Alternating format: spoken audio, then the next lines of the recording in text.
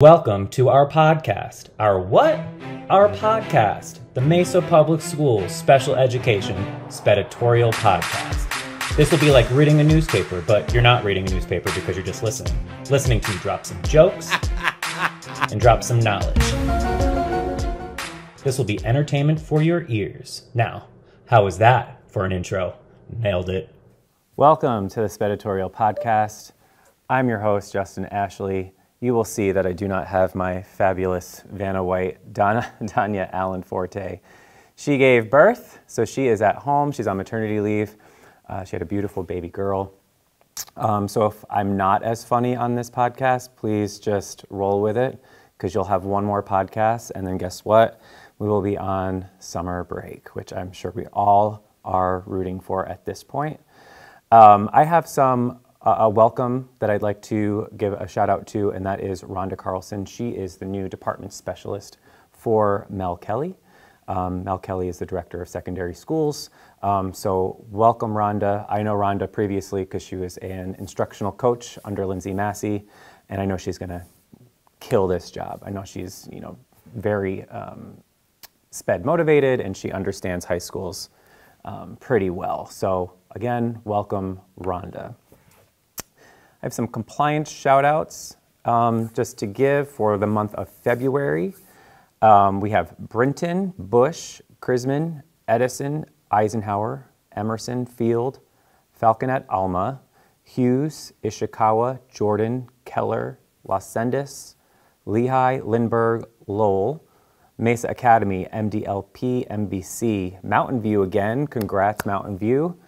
Making that consistent in high school. Courtney, great job. And the psychs over there too. Pomeroy, Red Mountain Ranch, Redbird, Rhodes, Riverview, Roosevelt, Salk, Washington, Whitman, Wilson, and lastly, Zaharis. Kudos to all of those schools for being in compliance for the month of February. I just want to say too, for every month thus far, we've had 30 plus schools be in compliance each month, and I think that's something to celebrate. So for the schools that have been in compliance for at least a month throughout this school year, give yourself a round of applause, because being in compliance is super hard, and I understand that. There's a lot of ins and outs and different rules and regulations and all that fun stuff. So even if you've done it 1 month, give yourself a pat on the back. I think that's awesome. I'm going to do another shout out. There's 2 additional ones. One is to Ann Greer. She's over at Mountain View, and we were at a MET meeting, I believe, and I was just touching base with her, seeing how her school year was going, and she gave me all of this information on how well she's doing. So I just wanted to read her email, because I told her to put it in one, because I wanted to give her a special shout out on this podcast.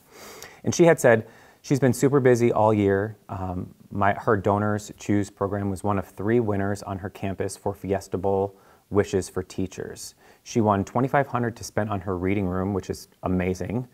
And she also got to represent her school in the Fiesta Bowl parade and was recognized at one of the bowl games during the halftime show. She also won for 2nd year an innovation grant through Mesa to spend on more books for her students. And at that same week, she got an email from the Arizona Diamondbacks because she won their school challenge, and she got an additional $5,000 to spend on her reading room. And then she said last week, and this email was a few weeks ago, last week she got an additional email from the Diamondbacks, and part of her prize is 450 tickets for her school to go to a Diamondback game. So I just wanted to give Ann a shout out for that, because that's truly amazing, especially to get extra funding for students is honorable and awesome. So Ann, keep killing it. I know you're doing awesome over there at Mountain View. And then I also wanted to give a shout out to my department specialist, Jamie Leaf.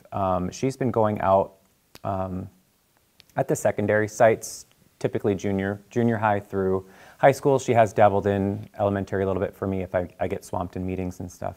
And she's doing her IEP Clarity presentation, and she is killing it. I've gotten so much positive feedback from teachers that have taken this IEP Clarity training with her. I just want to give you a shout out, Jamie. I think you're doing awesome. The feedback that I've been receiving has been outstanding. And I just feel like you need a special shout out from your boss. If anyone's interested in that training, it's really good. It's really in depth. She puts some humor into it because, compliance is never fun. But, if we put a humorous twist on it, I will say, it makes it that much more bearable. So Jamie, I just want to give you that special shout out because you are doing awesome. Just a few reminders before I get into some of those questions is the closeout dates. Closeout dates are coming soon. They take place in May. We have a soft finalization date. That means finalization of processes with METs and IEPs, and that date is May 12th. Drop-off dates are a little bit different, and I won't tell you what those are because that's probably going to be the question at the end. As to when you drop off all necessary documentation materials to Student Services Center. We have our ADE parent survey that was blasted out the last few weeks. Ashley Felice, my Synergy lead, had sent them all to case managers and nope, just kidding, department chairs and site leads, and then they're distributing to their case managers, their caseloads. And it's just the ADE parent survey. We've done this every year. Parents have already received the emails. If you could just maybe send parents those little codes that ADE provides so that they can take the survey as to how Mesa Public Schools is doing as a special education department, I think that'd be great. I think we're currently at 3%. So if we can boost that up to a couple more percentages, I think that'd be great. I think last year we had 5 and the year before that we had like 10. So if we can get back up to the 10, I think that'd be amazing because then we get a little shout out from ADE with our satisfied parents. Hopefully they're all satisfied. I sent out last week a summer interest form, might have been the week before. If you have any interest in joining the summer evaluation teams, that's, doing, MET summer reports or IEP summer reports. That interest form went out. It went out to school psychologists and it went out to department chairs and site leads. And they have that information, so they should be able to disperse it through you. We need all types, that's special ed, gen ed, any related service providers that can possibly work over the summer. You'd be working with me, yours truly, not really, but just you'll be working with a team, but I will be submitting for your payment. But if you're interested in that, please sign up. We're going to have an informational meeting come mid-April as to just the procedures and process to that. Transfer students. I know I've mentioned this a couple times, but I just wanted to remind everybody, if a student leaves our district for more than 30 days, that student should be placed in the transfer process. Why? Because we need to show documentation that that student was not enrolled at our campus. There's that. If you notice that the student did leave the district and then came back and the student is not in the transfer process, because sometimes we make mistakes or we miss students, that does happen, put them in the transfer process. If you do not have the capability to do that, reach out to Synergy SE and we will handle that for you. But they all need to have that transfer process completed so we could show that there was a disruption in services for those students. Now this doesn't apply to any student that's excluded from state reporting or needs only, though that's a different process. We don't have to do that because they're never going to enroll here. If you have questions on that, please just reach out to my department and we'll help facilitate that conversation. And then this is just to bring attention to it. I don't want to go too far into it, but it was just announced, I think this week, it could have been last week, about this fun special education court case in the 6th Circuit Court. And it's Sturgis Public Schools versus Perez, and I'll give you just a little synopsis as to what happened. So the family of Perez, who's a deaf student, attended Michigan's Sturgis Public Schools district, filed a case stating that the district misled them and the family about their child's ability to earn a high school diploma. After filing the due process complaint alleging violations of the laws, including ADA and IDEA, the parents and district agreed to a settlement where Perez received full relief under his IDEA claims. However, the ADA claim, along with others, was dismissed by the district court, a decision that was later affirmed by the appeals court. Essentially, this just means the students and families will not have to exhaust the IDEA process to claim damages under ADA. If you want more information, because it's a pretty hot court case right now in the field of education, it's called Sturgis Public Schools versus Perez. Feel free to research that a little bit as to what that means for schools. Now let's get into those questions.